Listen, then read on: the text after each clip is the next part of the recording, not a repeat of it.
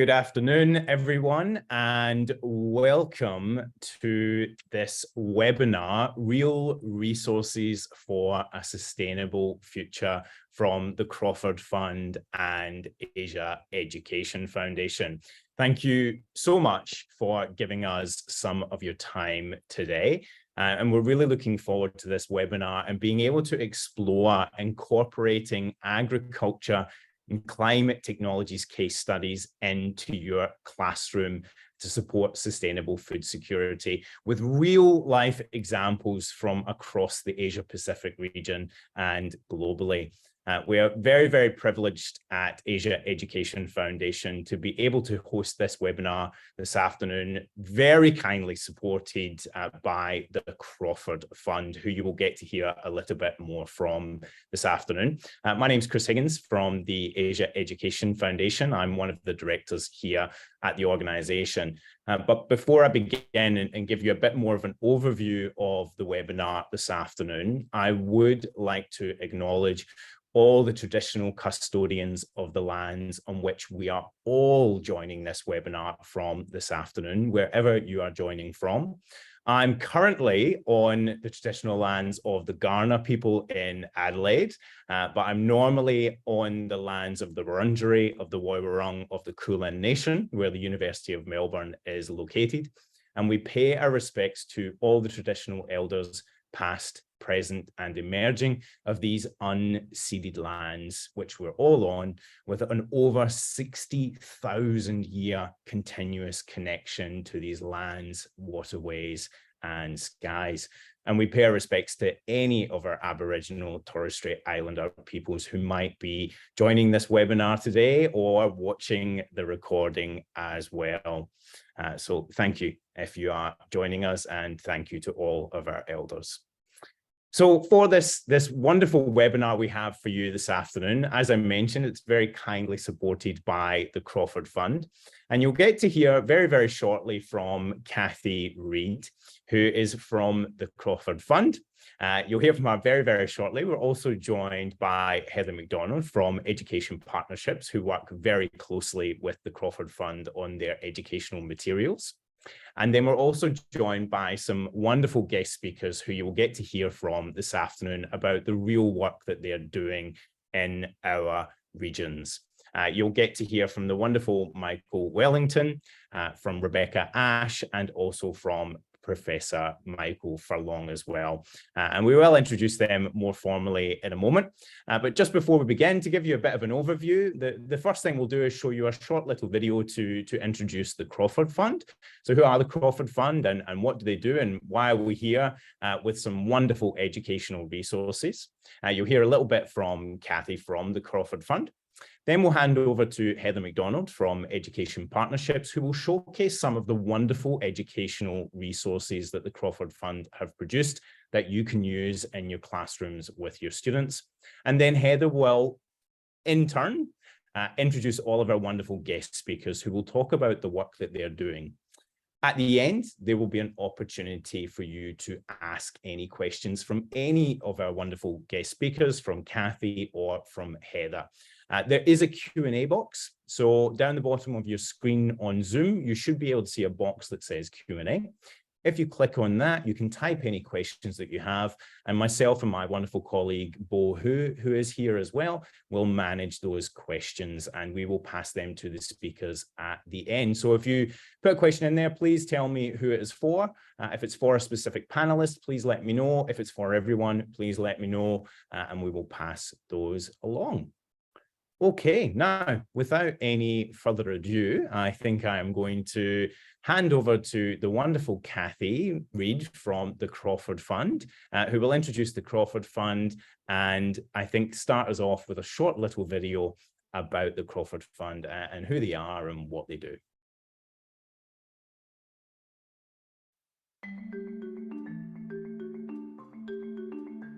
G'day, I'm Matt Champness and I've just returned from 12 months over in Laos working as a volunteer agronomist. My name is Madison and I'm a research scientist within plant industries development in the Northern Territory. I'm Jill, I'm a returned Australian volunteer. My name's Jack Hetherington. I work at the University of Adelaide at the Centre for Global Food and Resources. The research I'm involved in is less focused on the biological side of dairy production. Instead, it focuses more on the people side of research. I was working with rice farmers, lots of issues with the soils there, very poor soils, as well as they suffered droughts and floods as well there, so very tough place to farm. The work that I did in Cambodia involved mostly looking at post-harvest quality of mango fruit. I was volunteering in Laupedia in the south of the country, a small city called Paksay, and I was volunteering as a vegetable plant pathologist. So that was really, such an amazing opportunity.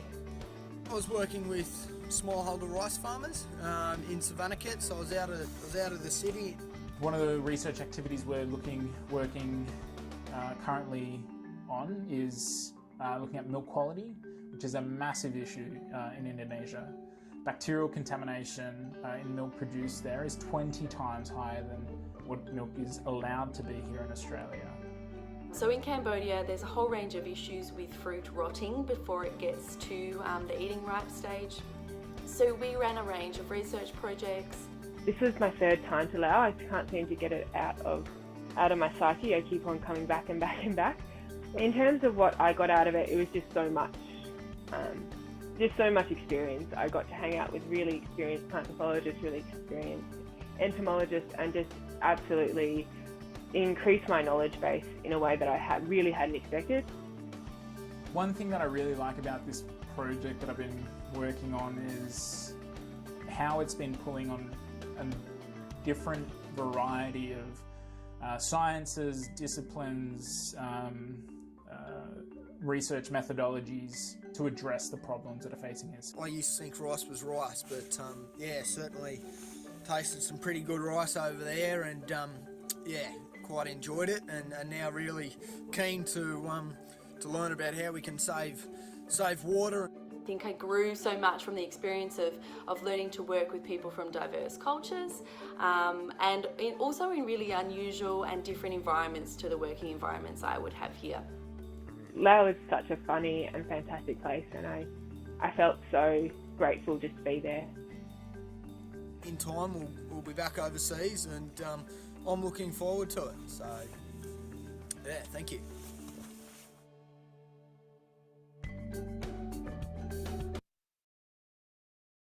Terrific. Hi everybody, and thank you so much for being with us this afternoon.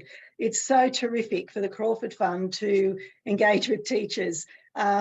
We normally engage with people like these wonderful next gen that were in the video, but also those that you'll hear from today, and the not so young as well, because our main activity is actually engaging Australians to be involved in training in developing countries to improve food and nutrition security.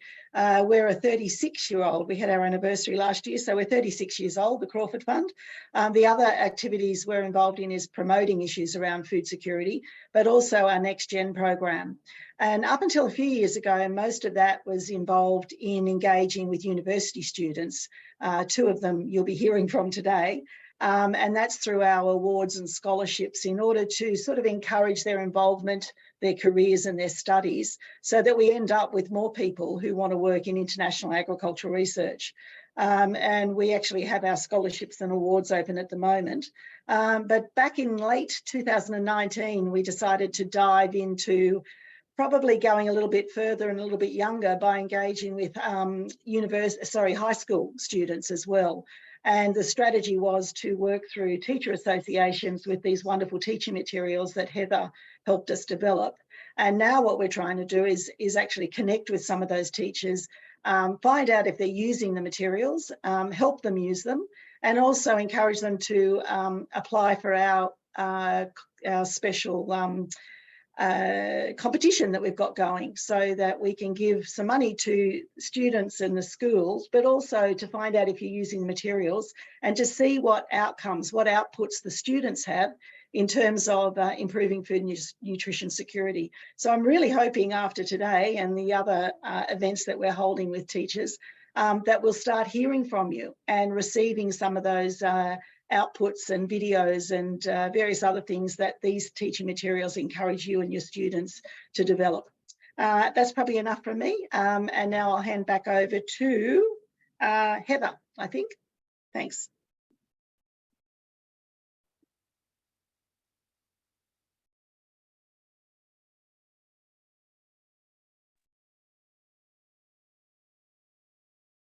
Thanks very much for that, Cathy. And yes, it's very exciting to be presenting today with the Asia Education Foundation. And I guess one of the things that really struck me with the connection with the Asia Education Foundation is the Crawford Fund. These resources and the case studies that we have included within the resources are in the Asia and Pacific region. And so this connection with the Asia Education Foundation really brought together some really great, I guess, synergies between what we're trying to achieve in providing really useful and easy to access resources for teachers. The resources themselves are really based around case studies, and that's why we've got these wonderful speakers with us today, because they're going to share with you their experiences in relation to some of the resources that I'll be sharing today. The resources have been linked to the geography, design and technology, science, and HASS curriculums. But there are, I guess, one of the things that we've found that a lot of people, geography and ag teachers, think, oh, this is just for them, but it's actually cross-curricular. And in speaking to Akara just recently, we were looking at how in secondary schools they're really trying to embrace that cross-curricular and looking at programs that actually go across multiple curriculum areas. The outputs we've got for students is not just about the kids doing projects. We want those projects to actually live beyond the classroom. This is just to Cathy's point about encouraging you to share what the students have done. Last year, when I was working with the Asia Education Foundation, we actually presented a lot of the students' work at the World Food Forum in Rome, and I'll tell you a little bit more about that at the end of today. But this is where we're really trying to make that authentic learning for the students. So they look at problems perhaps in their local community, but absolutely in the Asia and Pacific regions, and look at how they can support and learn about those countries and international agriculture, how they can use their STEM skills to actually really create real solutions. And we want to showcase those nationally and internationally. All of the resources have been closely linked with the Sustainable Development Goals. So it's really showing that authentic learning of real purpose, not only in the classroom, but beyond. The resources that we've developed to date, we have 7 modules. So we go from climate change to climate smart technologies, looking at gender dimensions in agriculture, COVID-19 and how that impacted on food and nutrition security, gene banks and how that's saving more than saving seed, and looking at some of the research that's been done, particularly in climate smart technologies in Australia, and food loss and waste. And we're going to select a couple of those today to showcase how those case studies are really being seen in the field. Each of the resources have been developed in a PowerPoint presentation that can be modified if necessary by classroom teachers, and they're freely available. So you can go onto the Crawford Fund website, register, and I think Chris is actually providing that link for you in the chat box at the moment, but you'll have that information after the webinar today as well. It has been aligned to the Australian National Curriculum and also New South Wales Stage 5. And we've provided an assessment rubric, which we did in this past year, that looked at geography in particular and how you can assess learning outcomes of students. This is just to give you an idea about how the Educator Guide is presented. So you'll see each of the modules, the allocated time that we would suggest if you were to do it for each page, the inquiry and the guiding questions, the curriculum alignment, what the students will actually be doing when they're doing the, when you're sharing this module with them, and also all of the links. And those resources and web links are at the end of every module, but we will today give you a complete consolidated list of that, which Chris will share with you at the end as well. This is just to show you what the assessment rubric looks like. We've looked at knowledge and understanding, acquiring geographical information, and communicating that as well, and how you would assess that using the rubric. I'm now going to just go into one particular module, and Rebecca's going to actually speak to this.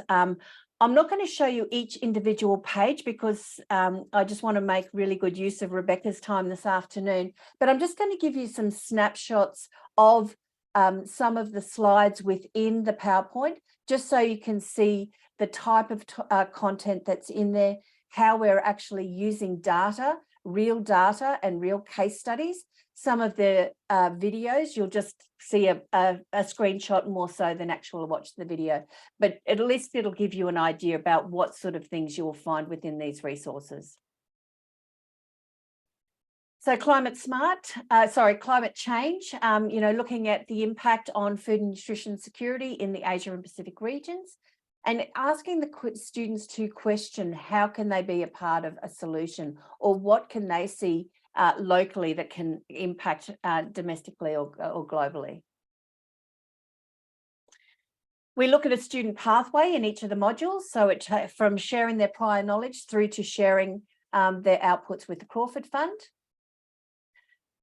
We give them the case studies and some examples of where they can go, and all of these examples that have been provided here, that are links within the resource to actually look at case studies from those areas. We scaffold their learning and their recording of their research, giving them examples, and also, I guess, stepping through just to show you that, I guess, we've tried to take as much of the hard work out of delivering the work, these modules as possible. And again, scaffolding their recommendations. I'm now going to introduce Bek Ash, who's a PhD candidate from the University of Tasmania. She's a soil carbon specialist, AgriProve and Crawford Fund student awardee and conference scholar, and I know has a lot to do with greenhouse gas emissions. So if I can introduce Rebecca, she's going to deliver a bit of a chat about some of the things that she's been doing in her research. Thanks, Rebecca. Thank you so much, Heather, Cathy and Kristen, to the Crawford Fund and Asia Education Partnership for having me. Yeah, so really excited to speak about this topic because it's such a passion of mine and something that I love to share with up and coming students as well. So basically today I'm just going to go over what my pathway to what I'm doing now was, and as well as some alternative pathways of people I'm working with to see how it's such a diverse industry, and just about what I'm doing now and how that really files into that climate change and sustainability sort of thing. So yeah, essentially I went to high school in Brisbane in the city, so not many people would think of doing agriculture coming out of that, but I was fortunate to have a bit of a background in it, with family being involved in agriculture. And what actually drew me to studying it was reading a course description of a possible subject you could study in the degree, which is how we're going to feed everyone sustainably and nutritionally. And I think it's something that resonates a lot with a lot of people in school and a lot of people around the world today. So I started, and at the start, to be honest, in the first sort of 6 months, I was a bit unsure. I was doing a lot of vet courses and I was kind of like, is this what I'm meant to be doing? But I got the opportunity to go to a Crawford Fund conference, and I met so many other young people and researchers and others in industry and government that were focused on these global issues of really how we're going to feed everyone and how we're going to do it sustainably and nutritionally. So that's really been the big question that I've tried to contribute in some way. So I was studying ag science at university, and after that I worked with AgriProve, which is focusing on soil carbon under the Emissions Reduction Fund. It's been really interesting. It's been a good insight into policy and how that works, as well as getting to work with landholders all across Queensland and northern New South Wales. But I recently started my PhD because I really wanted to come back to my roots of international development and research as well in general in the climate space. So that's what I'm doing now. And I mean, that's a pretty maybe typical pathway you'd hear of someone going through doing ag science to end up in agriculture. But I work with so many people from different backgrounds who have been involved in the health industry. So paramedics, nurses, nutritionists, and they have an exposure to how much our food impacts on our health as a population. A lot of people in business because, I mean, it's such an important part of our economy. There's a police officer who I worked with that got really interested in agriculture. So I know all of these people bring such important skills into the industry as well. So that's a big thing that, you know, I like to highlight is you can really get involved from so many different angles, and there's sort of a position for anyone. So now what am I doing in terms of sustainability? So my PhD is focused on sustainable livestock systems. So I'm working at the moment with some Australian landholders, and we're looking at their emissions and their biodiversity and their productivity on farm. And then we're going to look at, well, what interventions could they do? And how is that going to impact their biodiversity, emissions and productivity? Because so often we might look at just one of those impacts of an intervention, and so understanding, well, if it's good for emissions, well, what does it do economically, and is that going to be a logical thing to implement? So that's what I'm working on right now and planning my future chapters. One of them, I'm hoping to go to Kenya and focus on a more social science perspective of what is resilience. I mean, climate adaptation is so important particularly in international development setting, because so many of those countries, whether it's in the Pacific or in somewhere like Africa, are really going to feel the effects of a changing climate. So first off, understanding how those communities typically respond to shock and crises would be really important about how they then respond to these current and emerging challenges. So yeah, that's, I guess, a bit of an overview of what I'm doing now. And it's been quite a journey for me through international development. So I initially went obviously to the conference, and then I was lucky to get a Crawford Fund Student Award. And I went to Laos and studied on a project there, followed by an exchange in Indonesia. And I think initially I had this idea of working in international development. I'd come over, you know, with all these ways that I could help, but I had to really change my perspective in the sense that there are so many important skills and knowledge already in country with local researchers. And so now I'm really focused on my role is amplifying those voices and those efforts. So there's been a huge perspective shift, and I mean, I'm only at the very beginning of my career, so I'm still learning so much, but I do have to say, like, I feel like one of the lucky ones out of all my friends who I speak to, because I'm genuinely passionate about what I do, and I think that can be really hard to find in your day-to-day work. So yeah, I just really encourage exposing this kind of content to in the curriculum to students, because unless without exposure, you don't know what you don't know. So yeah, thanks so much. Thanks so much for that, Rebecca. I've really, it is really exciting to hear your pathway, and also, you know, encouraging the teachers that are listening today to look at, you know, those different pathways. It's not just one pathway into agriculture. It's not just one career path. There's multiple, whether it's communications, whether it's technology, whether it's mathematics, whether it's ag or geography or technology. So lots of different pathways, and that's why it's a really exciting environment to be a part of. And yeah, so thanks so much for that. So the next module that we're going to be looking at is all around Australia and Australia's role in research, and particularly in international development, and the climate smart technologies that are, I guess, embedded within that approach for Australia and other countries. So Michael Wellington will be speaking to this a little bit later, but I'm just going to take another snapshot view through the resources that have been developed. So we look at Australia and its position as a powerhouse in agricultural research and innovation.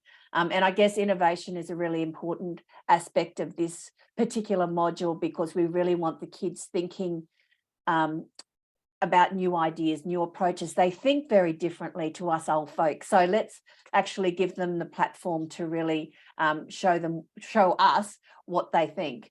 Again, we look at the student pathway from finding out what their prior knowledge is to developing a prototype. So it's really around that design thinking that we're looking at this particular module through this lens.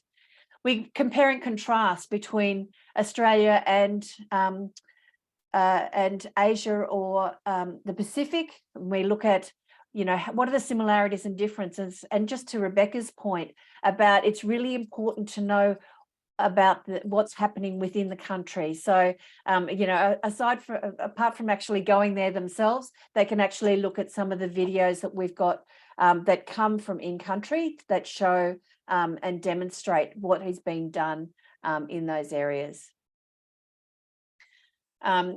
These are just some examples. There's video clips all through here, so you can access things around Pakistan and dairy and cattle, the cattle industry. Also, the one at the bottom there is about women in agriculture, and it's around women in Pakistan in dairy farming. The chameleon card. I'm not going to steal any of Michael's thunder, because I think he's going to share a little bit more about his knowledge and experience with the chameleon card or similar technologies. We provide spatial technologies. So we give you some links to where scientifically based resources are, so that you can actually use that, and resources that are acknowledged by the Crawford Fund and the Australian Council of International Agricultural Research. Again, we give them a scaffold. For this particular module, there's two different outcomes. They can either do a field, go into the field and do a field report, or they can do an innovation, which is around prototyping. So this is just demonstrating the scaffold that we provide for the field report. Again, the assessment rubric. And there's two, again, this is about the innovation one, and then there's one about the field report. So we've tried to take a lot of the hard work out of it for you. I'm now going to throw to Michael Wellington, who's our expert in this area, and hear about his pathways and also what he's doing currently. Thanks, Michael. Thank you, Heather. Thanks for the introduction there. I'll just share away a few slides and images because that will help remind me what to say. So I'm from Digital Earth Africa. We're an Australian African organisation. We begun in Australia through the federal government agency Geoscience Australia, funded by a philanthropic organisation, the Helmsley Charitable Trust, and the Department of Foreign Affairs and Trade. And last year, our organisation transferred over to African management and leadership. So we have a management office in Pretoria, South Africa, and satellite offices dotted throughout the African continent, in Nairobi, Kenya, Rwanda, and in Accra, Ghana as well. So I'm very fortunate. I spend my week here in Australia talking to people from all over the African continent and get a few trips over there throughout the year as well. I wanted to speak briefly today about the topic that Heather's just introduced, which is technology and Australia's role in providing agricultural technology to other parts of the world, and also geospatial technology. So being an employee of Geoscience Australia, I'm in the space division, and I work with people from all kinds of different disciplinary backgrounds, as Bek and Heather and Cathy have mentioned. In my day-to-day work, I work with astrophysicists and rocket scientists and all sorts of people who have intellects much greater than mine. So that's a great pleasure of working in agriculture. And my job is to get those spatial people back into the paddock and into the field. So Heather mentioned the chameleon card and the full stop sensor. So they are soil monitoring tools that were developed by Dr. Richard Sturziker at CSIRO in Australia. They've been deployed all over the world. They're available for sale in Australia, but they're now manufactured in South Africa. And a couple of images that I took in Zimbabwe of those soil monitoring tools on the left there in irrigated fields. So they were named by communities, which is where the chameleon name came from. The reason being is that the little gadget has a light that changes color, much like a chameleon. And it's got a green, blue, and a red light that if it's blue, it tells the farmer that there's too much water in the soil. If it's red, if it's too dry. And if it's green, it's perfect for growing crops. So it's quite an intuitive sensor that overcomes many of the language barriers and other challenges that we have working across continents and within continents. And the full stop is, to get technical, a wetting front detector. So it informs farmers how deep irrigation water is traveling into the soil and tells them when to stop irrigating. So the site that you can see there in Zimbabwe, which I conducted part of my PhD on over the last 3 years, there was the chameleon and the full stop tools came to that part of the world in about 2013. And what we found, and what is common across many schemes in Africa, is that once that technology is installed, farmers find that they've actually been over irrigating their crops. The incentive system there is that there might be public government-run irrigation infrastructure, and the water is made available, say, on a weekly basis on Thursday afternoon, like now, and then the farmer feels as though they have to harvest and apply as much water as possible because they don't know if it's going to be really hot next week and whether the crop will need a lot of water. So they were tending to over-irrigate, and they were drowning their crops, and they were also losing a lot of the nutrients out into river systems or down below the roots where it wasn't helping the crops grow.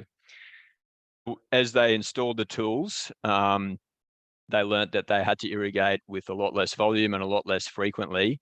And an important point, which others have spoken to already, is that the technology is just a learning tool and just an entry point. That the technology is never a silver bullet. And what we found is that one or two of these tools in a big irrigation block with 50 to 100 farmers was enough. And the farmers actually educated each other and they learned from their neighbours' tools about how and when to irrigate. So there were much broader changes across irrigation schemes beyond just the farmers that had the tools. So to connect a few dots, Heather introduced spatial technologies. One of the jobs that I worked on was to estimate changes in crop production and irrigated water consumption at sites where these tools had been introduced to see how it had changed. So the pictures that you saw in the previous slide were in the Landella block, which you can see on the top left-hand side there of the Sililat Shani irrigation scheme in Zimbabwe, which received the tools into 2013, as we said.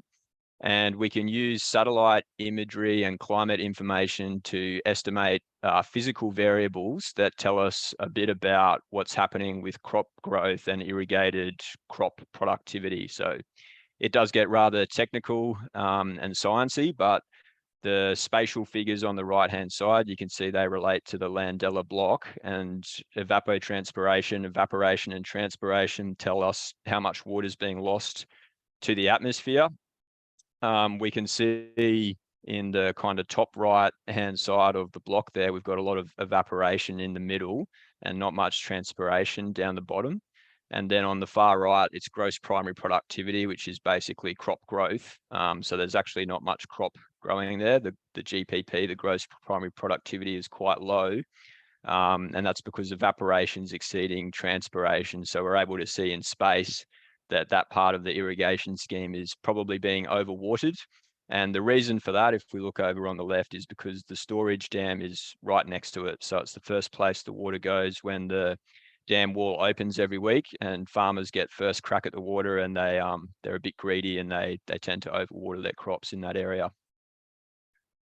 We can also look at changes in water use efficiency through time and get into a lot of questions about sustainability and natural resource use, and even getting into emissions and climate change, as Bek was talking about. So first of all, this example is for water, and this is again for the Landella block in Zimbabwe. So there's crop growth up the top there, which we can see changes quite a bit from year to year, but overall from 2013 up to 2021, the period after the tools were introduced, GPP or crop production's increased.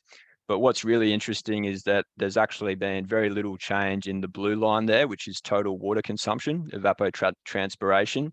And in fact, in the last few years after 2017, there was a decrease. And the reason for that is that the amount of water being allocated to crop growth, which is the green line, has increased, and the amount of water that was just put onto the soil and evaporated without going through a plant, the red line, decreased. So we can see that there was a lot better allocation of water to crops and a lot more efficient use of water resources, thanks in part to those technologies, but also to social interventions as well.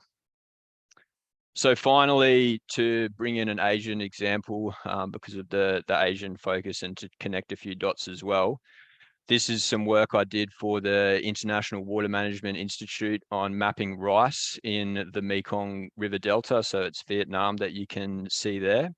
And Bek was talking about the challenges of emissions efficiency from agricultural systems. So in the Mekong River Delta, people grow rice once a year, twice a year, or 3 times a year, which is referred to as single, double, or triple rice. And because rice is flood irrigated, the biochemistry of that in the soil means that there's quite a lot of methane emissions from rice fields, that if we want to tackle global emissions from food systems, we need to work on emissions from rice field. They account for quite a big proportion of total emissions. But if people are able to grow triple rice 3 times in one season, it means that there's much greater output of rice per unit of emissions. Although the emissions don't reduce that much, it means we can produce more rice with less land and hopefully improve our emissions efficiency or reduce our climate footprint. So the work was using cloud computing, thanks to Google and their very large computers. We use satellite images and particularly images that could detect water to map out where people were growing single, double, and triple rice, and hopefully identify priority areas to do the agronomy, do the social work, do the economic work to help transition folks away from single rice and into double or triple rice. I think I might stop there, Heather, and hand back to you.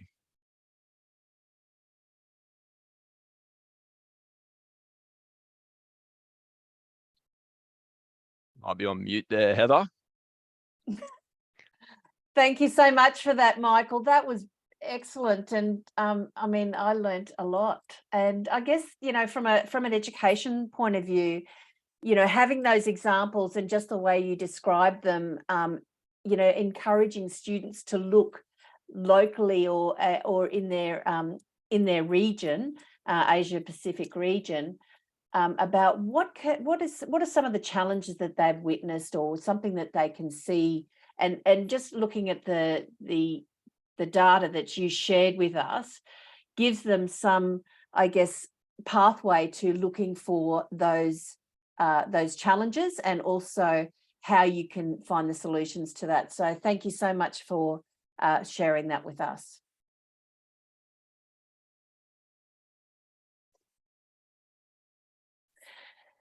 Last but not least, we're going to be looking at food loss and waste. Sorry, oh yes, you can see my screen okay there. So we're looking at food loss and waste, and we will be listening to Michael Furlong in just a moment. But again, just to take you through this particular module and some of the key parts of it. Again, we start off with the inquiry question and also the guiding questions to really get the students thinking about, you know, how can they be part of this solution. Their the pathway that they'll be looking at. What we're looking for as a production is that they will do a social media campaign. So they're looking at some of the information that's been presented through the various videos, and then doing a social media campaign at the end. We provide heaps of these case studies. So similar to what Michael was talking about and how he was explaining the use of geospatial technologies and also the chameleon card. So providing lots of those examples that the kids can actually review and analyse and then actually turn into a social media campaign. The output is also looking at the International Day of Awareness of Food Loss and Waste, but there's an example there from 2020. We provide similar mapping, not quite as great as the one that Michael just showed us, but so that they can actually look at the impact of food loss and waste.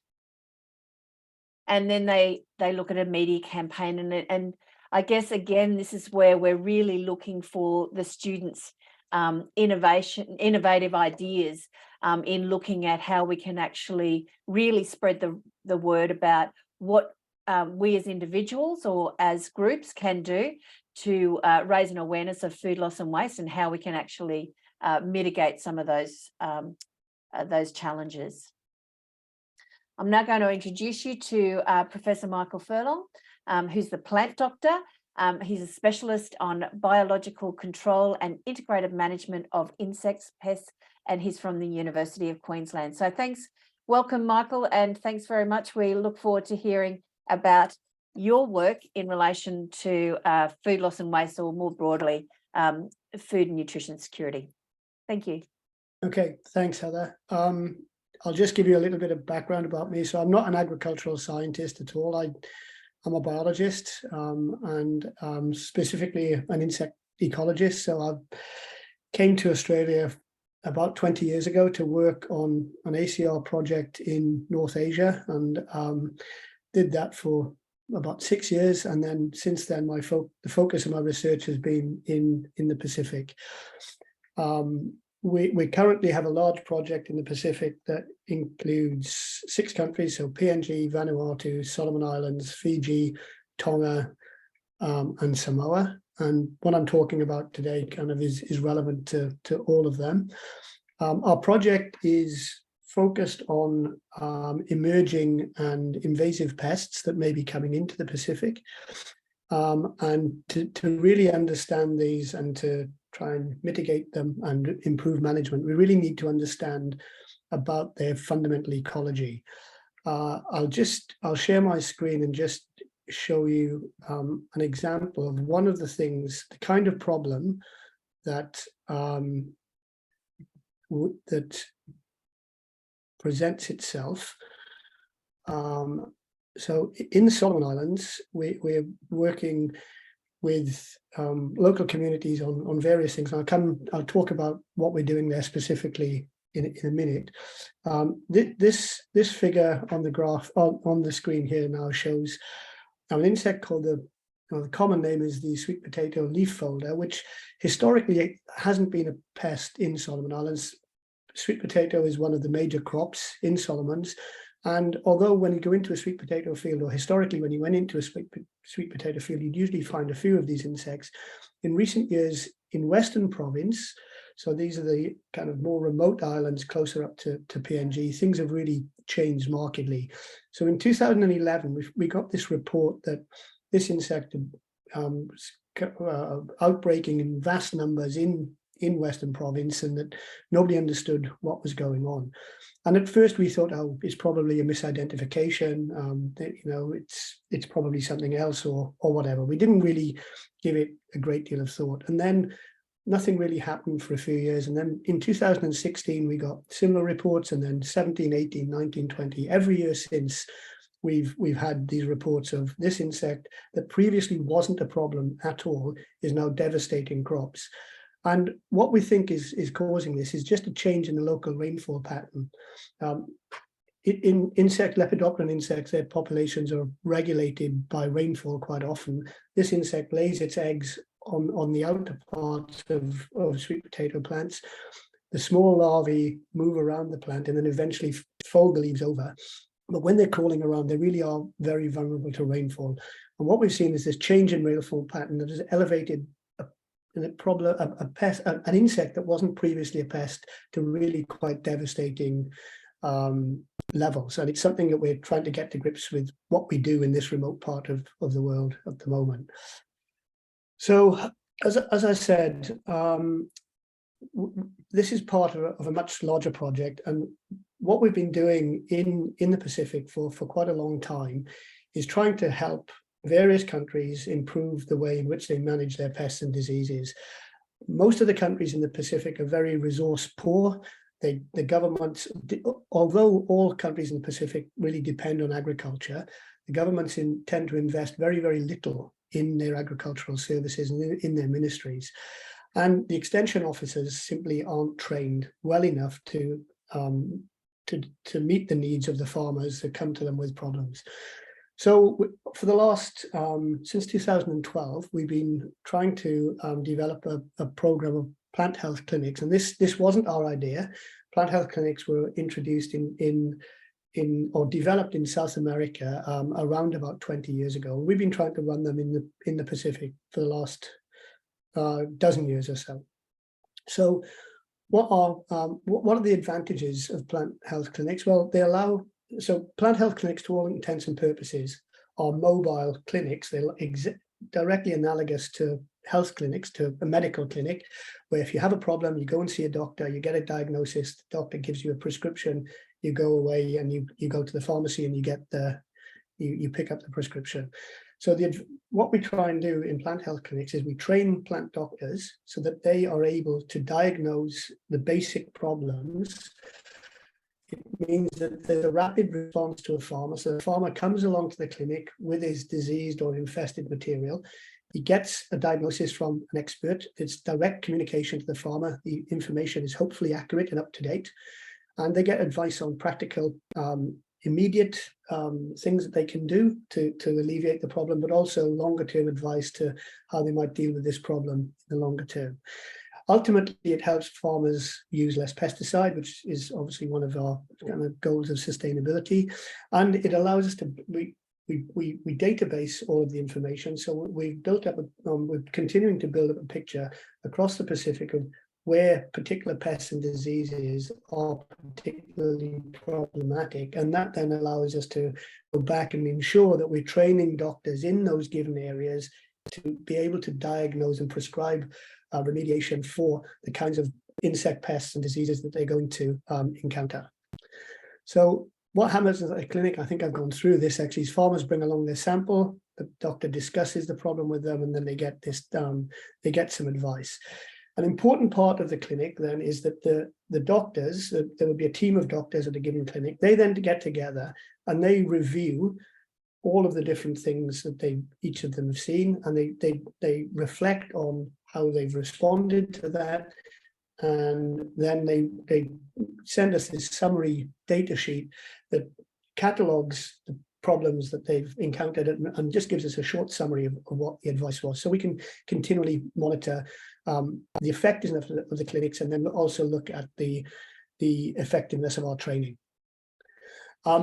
In order to support the doctors at the clinics, we've developed an app that is freely downloadable from Google and from iTunes. It's got currently, we have version 11, we're about to publish version 12. It's got detailed fact sheets on 530 something, 535 fact sheets on pests and diseases of problems in the Pacific. And this is searchable. The new version is going to have mini fact sheets, these are summaries of these fact sheets in Indigenous languages. So we're going to have it in Pidgin in Vanuatu and in Solomons, and in Tongan, in Samoan, and in Hindi, and in Fiji and in Fiji. So we'll be publishing that in about a month's time. This is just an example of the fact sheet. So for example, if someone looked up coconut rhinoceros beetle, they first of all get the option of emailing themselves a full fact sheet, a PDF that we have online. Okay, and the app works offline, so the doctors are often in very remote places. There are photographs of the causal agents and damaged plants to help the plant doctors, who are the extension officers, come up with diagnoses. And then there's information on distribution, biology, control measures and references and things like that. We've worked very closely with universities in the region. So with FNU, Fiji National University, Fiji, Solomon Islands National University in Solomons, University of Goroka in Papua New Guinea, and to a lesser extent, but also importantly, with the University of the South Pacific in Suva and in Alafua in Samoa. We've written this manual to help train plant doctors, and if this system is ever going to work, and at this stage it really is largely driven by our ACR project, but it really needs the support of the local ministries to enshrine this approach to extension within their work plan. So this has all been signed off on and supported very strongly by the permanent secretaries of agriculture in Fiji, Tonga, Samoa, and Solomon Islands. So we're very hopeful that this, we'll continue to get traction with this, and we can continue to support not just agriculture, but the kind of lifelong learning of the agricultural officers who are employed. And the longer term aim is that we bring together the local universities and the local ministries who really rarely have much contact at the moment. So I think that's really all I have to say. Thanks.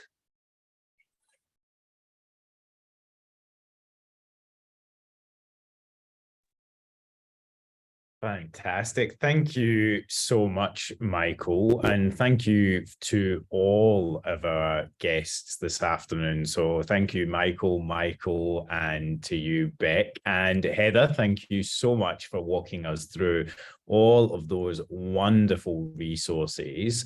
It is now over to the section of our webinar where there's a Q&A, and we do have a couple of questions. Now, a couple of these questions that have come through to me in the chat box are for specific members of the webinar, but some are also open to anyone to answer, I believe. So I've got a couple of questions, but my wonderful colleague Bo has also just put his hand up. So I'm wondering if Bo actually wants to jump in and ask a question as well. Do I give you preferential treatment here, Bo, because you're here? Thanks. Thank you, Chris.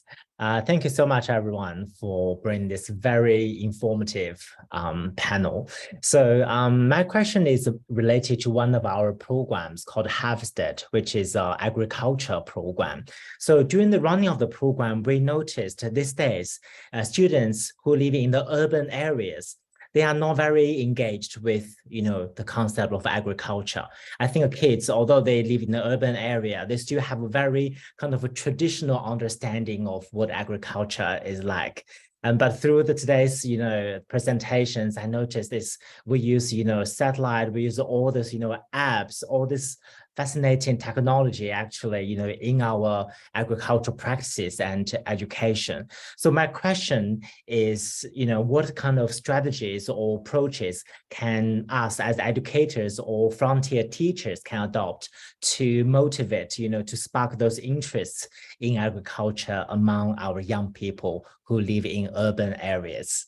Yeah, just a very simple question, I guess. Thank you. Can I just jump in, because there was a question I was actually going to ask that very question to Bek about where when you were in Brisbane, what was the catalyst that actually sort of got you thinking more around this? To Bo's point, I guess, same question.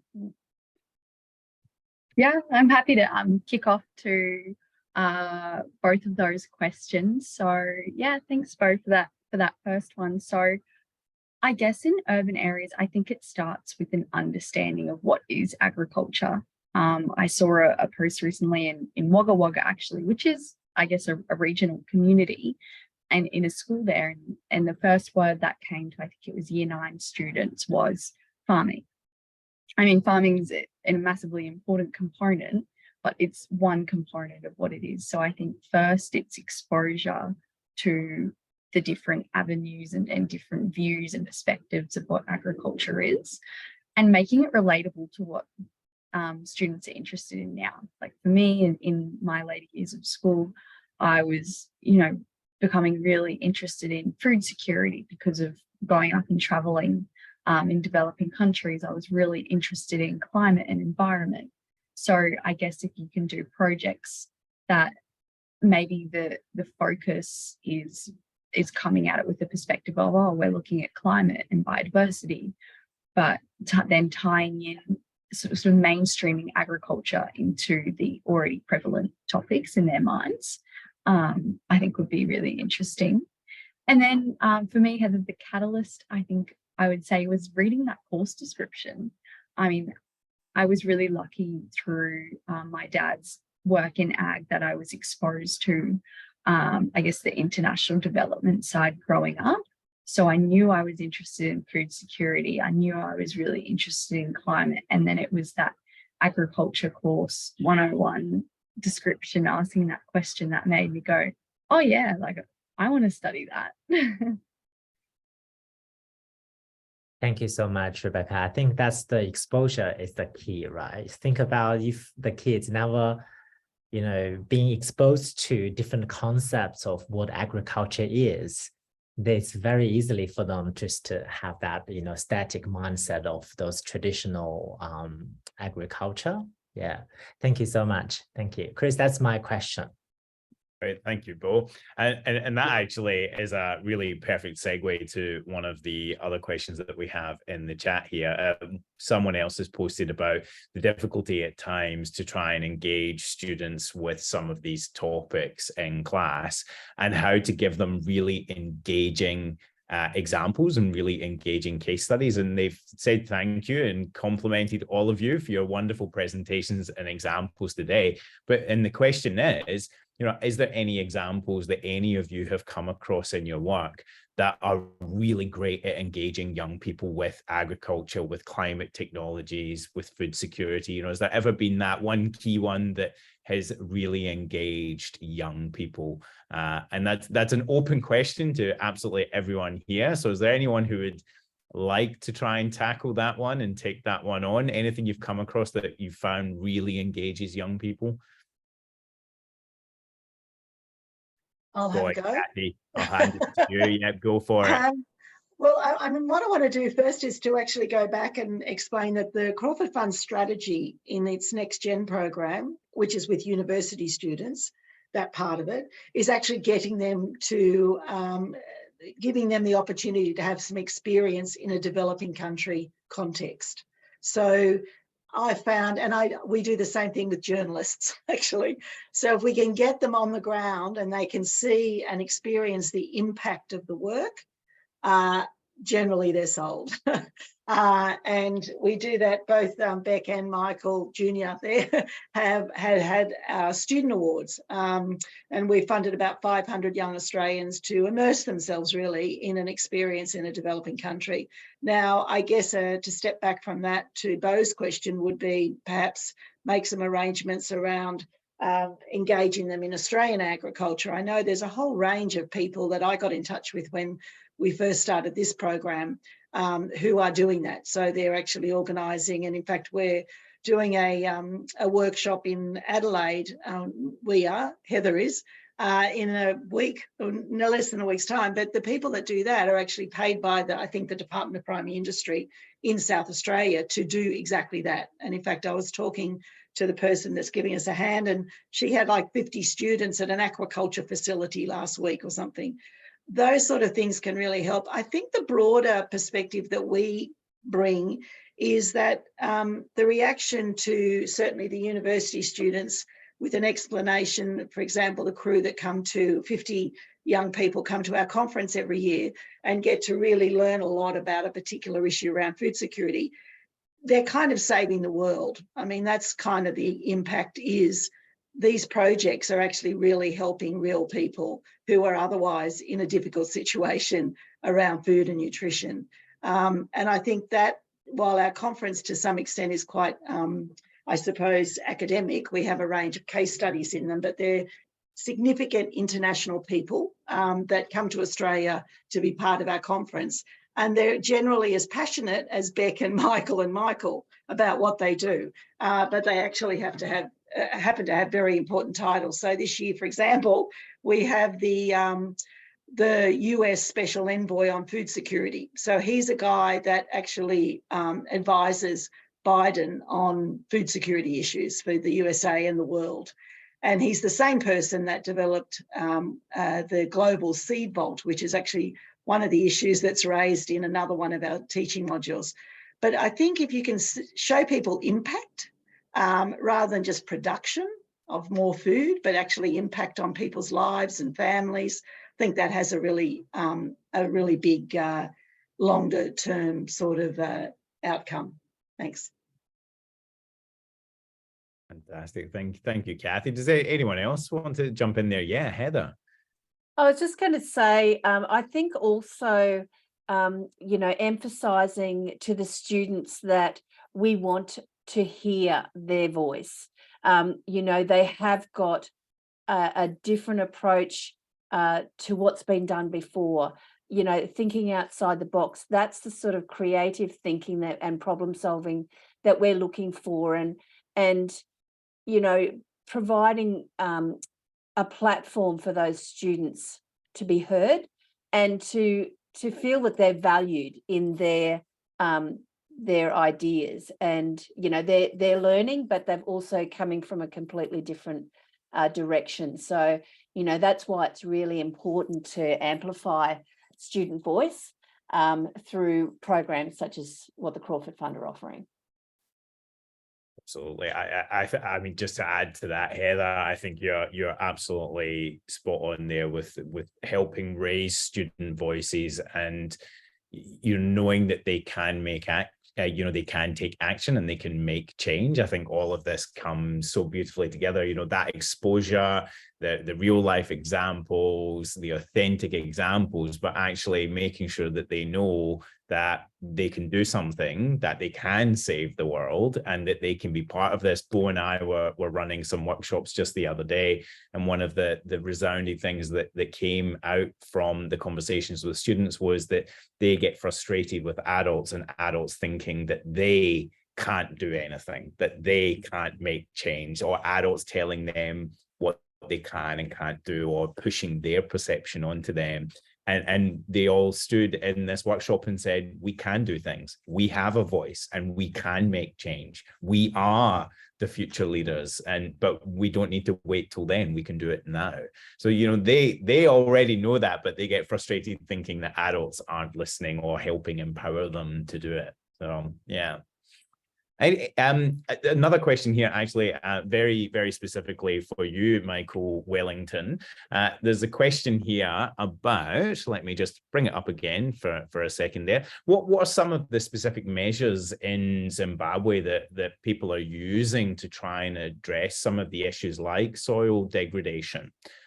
So, you know, obviously you talked about the chameleon card and the over irrigation, but what are some of the practices that individuals or communities there are actually using to try and overcome some of these challenges?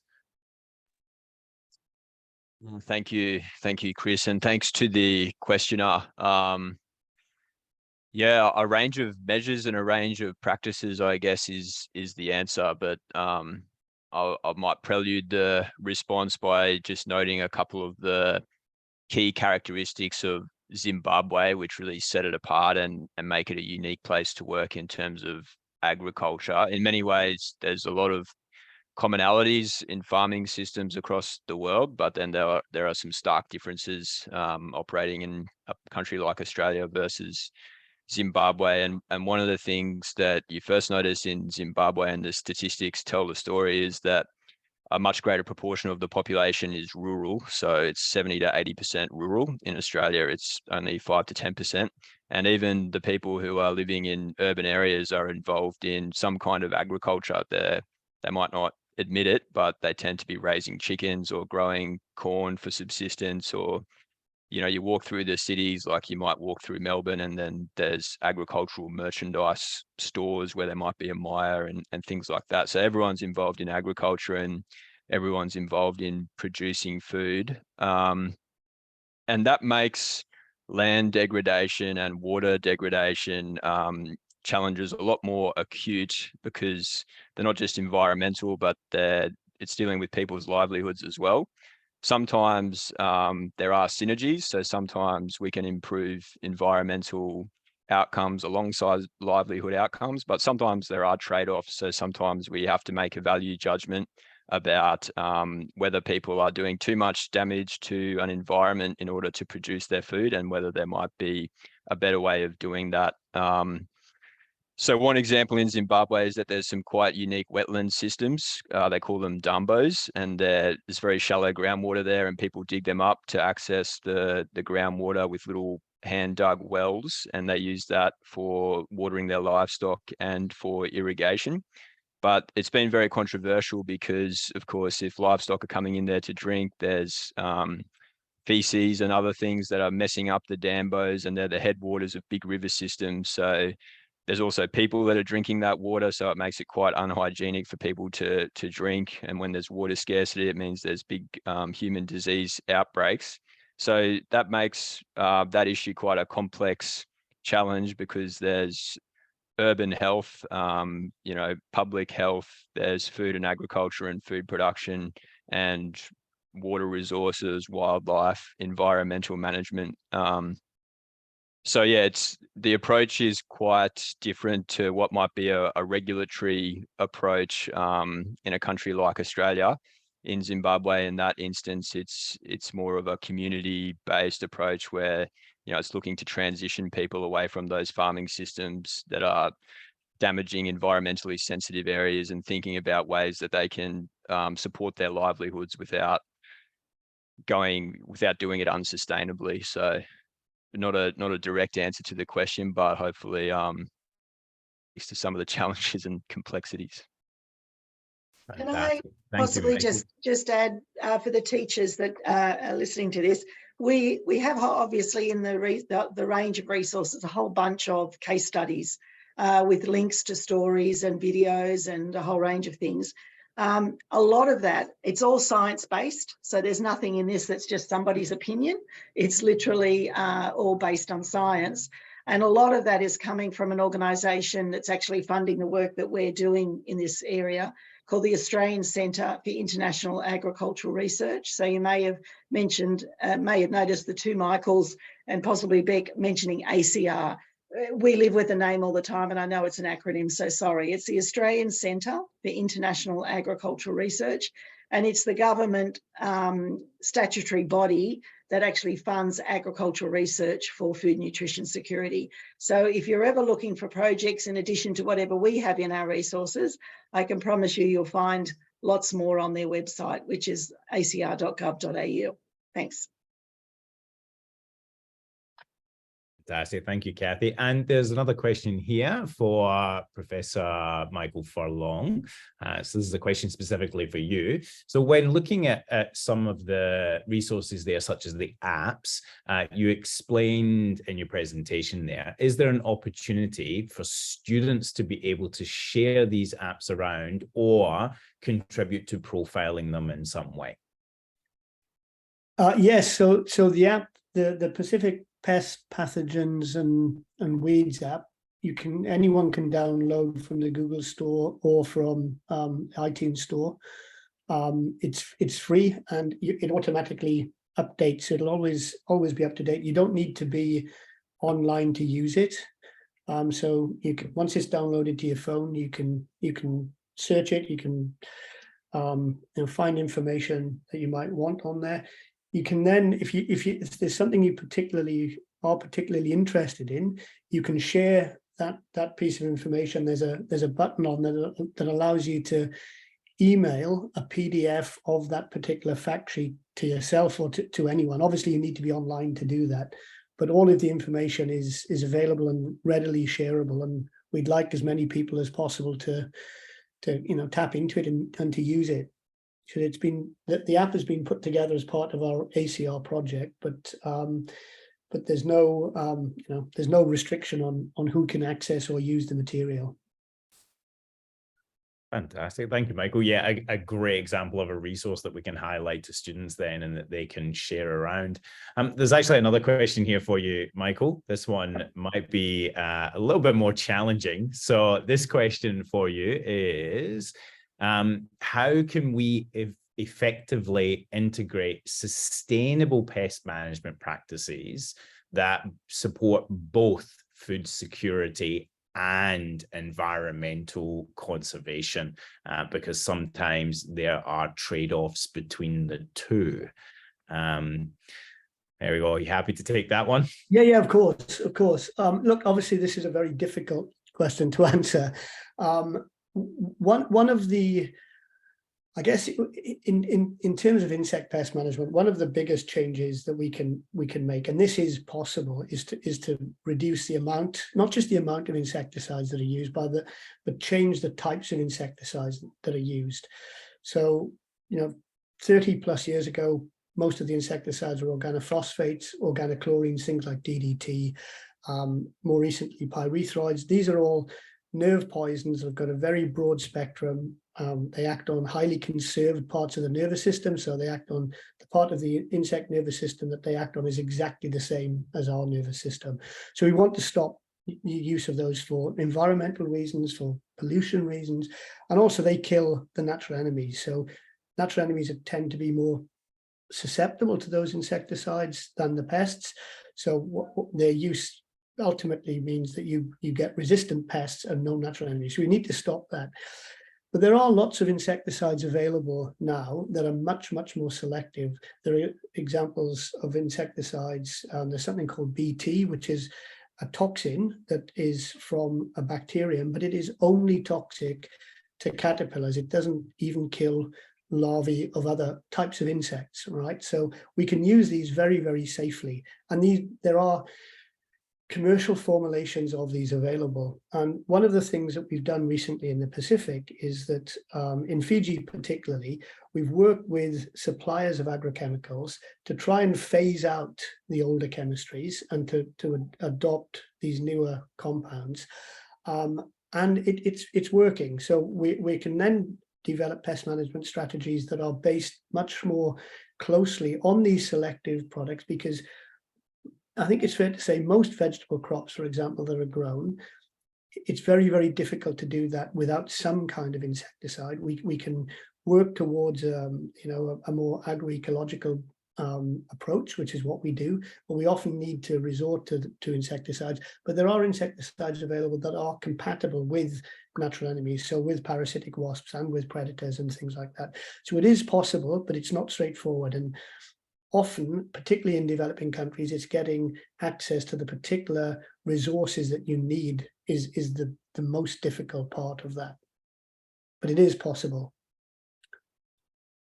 Fantastic. Thank you so much, Michael. I think just highlighting perfectly as well that things are possible, sometimes maybe just a little bit complex, and we also have to think about context as well and how important context is.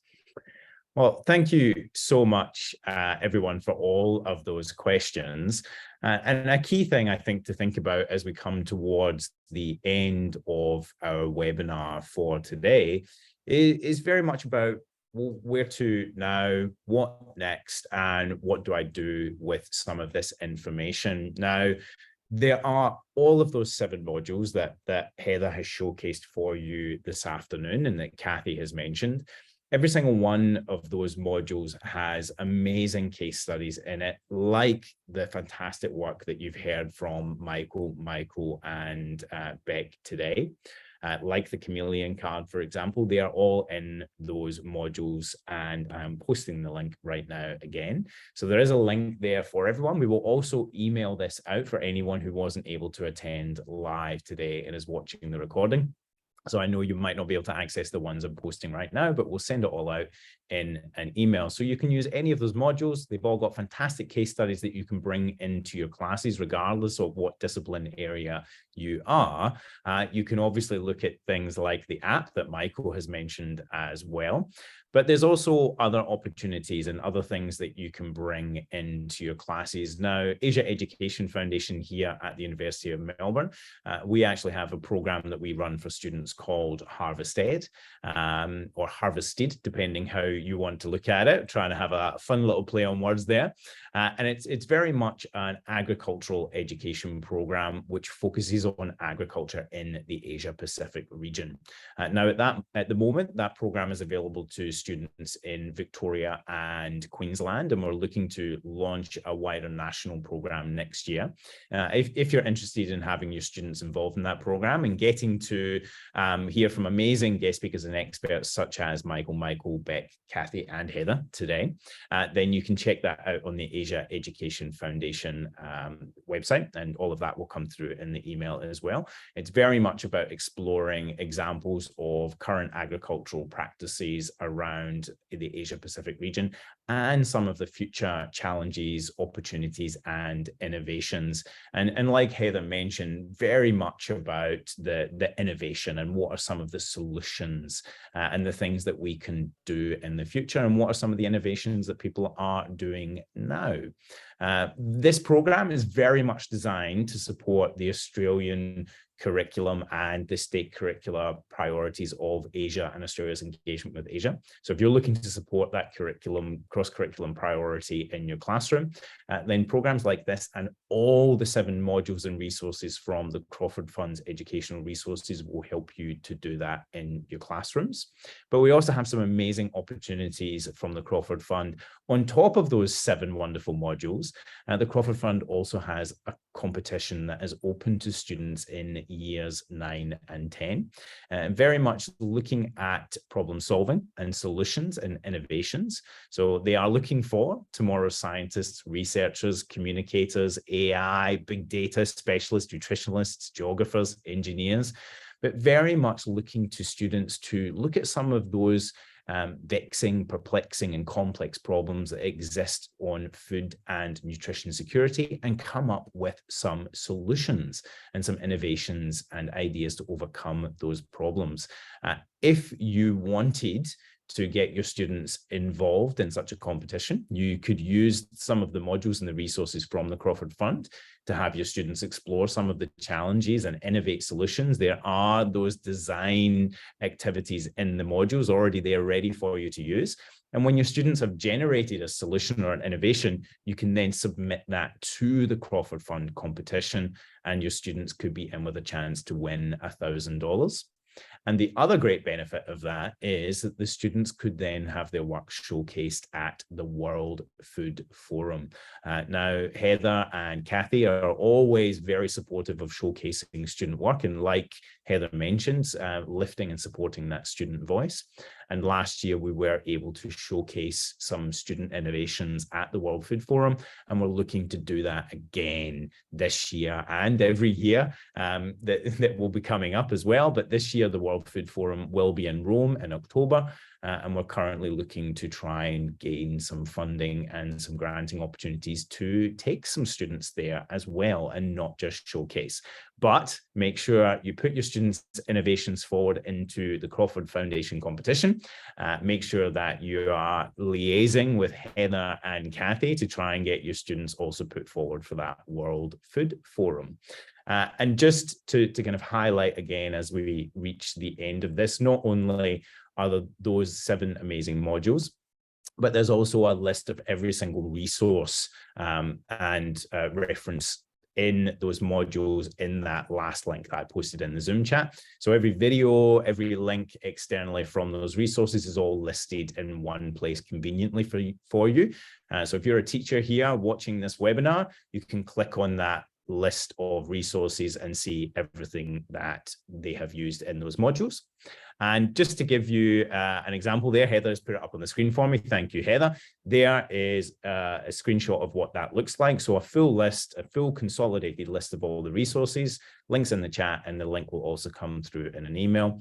And just to finish us off on one final resource, there's a fantastic example here of a video about career pathways in international agriculture, which is a great snapshot of the work being done, and also a wonderful resource that you might want to use in your classroom. So over to you, Heather.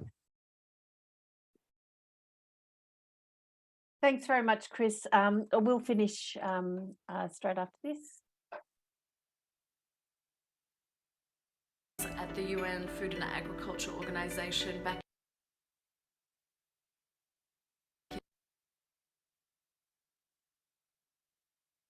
in 2011. I was fortunate enough as an undergraduate to be given the opportunity to conduct a small research project on women's engagement in beekeeping in Papua New Guinea, and that really has started for me a journey which has included my honours and now my PhD research. I started in development as an Australian Youth Ambassador for Development through AusAid. This was a great program for young professionals to get a foot in the door of development, and I've never looked back. Farming is ultimately a business, so studying finance or business gives you an incredible platform for which to understand agriculture. My current day-to-day work is about coordinating the communications of FAO's 40+ countries in Africa, as well as managing the communications of our regional office and our regional leadership. My PhD research is really focused around identifying strategies to engage women in beekeeping for development projects, not just in Papua New Guinea and Fiji, but all around the world, and really looking at an evidence-based approach to support women to achieve their beekeeping goals and aspirations, and to also have the agency and supportive relations within the beekeeping sector, which they require to be successful. One of my best memories, I think, in this job was when I was working for the World Food Programme in a communications role, and it was shortly after the Nepal earthquake about 6 years ago. Witnessing up close the work that our organisation was doing was really memorable and powerful.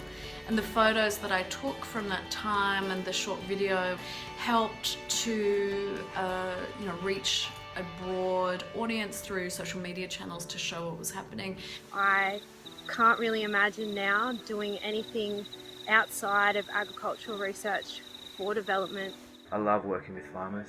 They are the lifeblood of rural communities. I also really love travelling, so agricultural research for development is a dream job for me.